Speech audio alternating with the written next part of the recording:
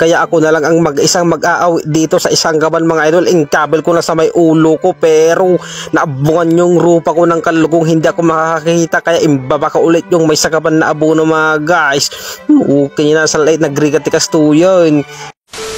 Ngayong araw pala mga idol, sinusuot ko na itong pajama ko kasi tinawag ako ng kapitbahay namin na sasamahan ko daw siya magpataba doon sa pinuporsintuhan niyang bukid. At pagkatapos ko magsuot ng short, magpapadubli ako ng pajama kasi nagatil yung pagay ngayon at saka yung alikabok ng abono. Pagkatapos ko isuot yung pajama at saka yung short mga idol, tapos kinuha ko na yung damit na ikakabel ko dito sa may kalugong kasi napudot ang araw ngayon mga idol. At pagkatapos aalain ko na itong laban na pagkakabilan namin ng pataba or abono na ipupuruan namin mga guys. Nagwapo ta outfit mo acho. And then after that mga idol, at andito na ako dito sa bahay ni kuya yung nag-aya sa akin na magpapataba pero magtitinda daw muna siya mga idol. Kaya inuuray ko siya mga guys. So yun, pupunta na kami sa talon. O kita nyo na nakadol ito pa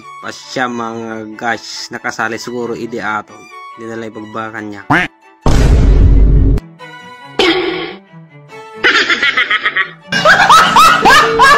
Pagkatapos ng kalokohan, nadaanan namin tong sidecar ng pinsan namin mga guys. Tapos tinitignan-tignan niya sa loob. Baka may balak to bibili ng kulong-kulong mga guys. So ayun, makikita mo talaga na wala na siya at nasa piling na ng iba ay stay. Dun pala kami magpapataba ng abono mga guys. And then after that mga idol, nakarating na kami dito sa pinuporsintuhan niyang bukid. At heto yung palay niya na lalagyan namin ng pataba ngayong araw mga tapos guys. Heto naman yung patubig nila. Tapos dito naman kami kukuha ng pataba kasi andito at dito nilalagay at kinakabel mga idol. Pagpasok ko dito sa loob mga guys, tapos naabutan ko si kuya na binibilang itong pataba kasi kulang daw ng isa.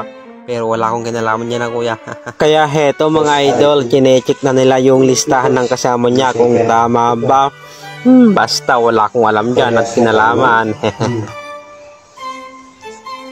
Isa baling listahan.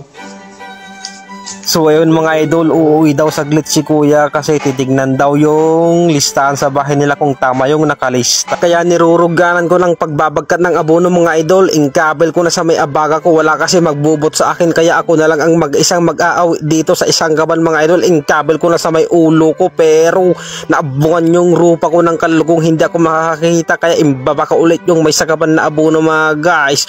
Okay na sa late nagrigatikas to yun. Kaya impisto ko na yung kalugong ko ng pabaligtad, kabel ko ulit sa may abaga ko yung isang kaban na abono mga guys. And then imparader ko sa may likod ng tiltil ko, ininot ko ng kabel dyan may ulok. So ayun mga idol, okay na na kabel mo laang.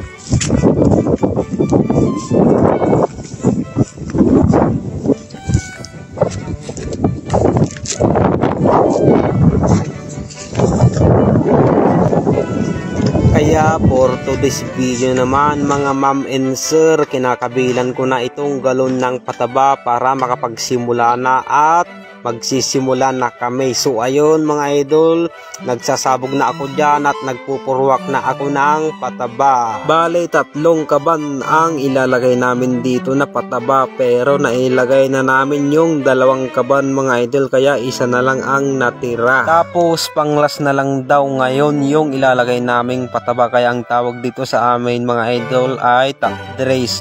And then after that mga guys, magme-merienda muna ako. Tara mga idol, merienda tayo. Kaya maraming salamat na naman sa panonood sa mga walang kwentang video natin mga ma'am and sir. God bless po sa ating lahat.